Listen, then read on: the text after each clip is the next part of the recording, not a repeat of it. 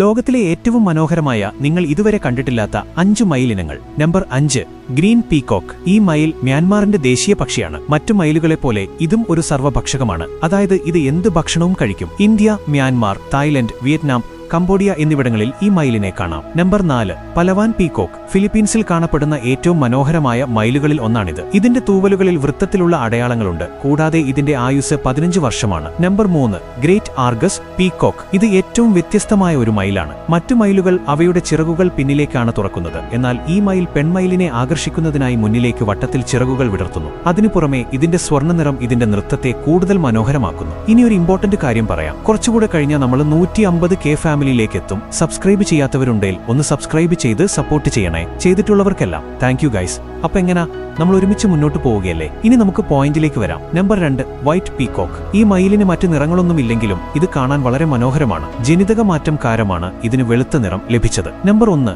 Indian peacock. ഇന്ത്യയുടെ ദേശീയ പക്ഷിയാണിത്. ഇവയ്ക്കാണ് ലോകത്തിലെ ഏറ്റവും നീളം കൂടിയതും നേരിയതുമായ പീലിയുള്ളത്.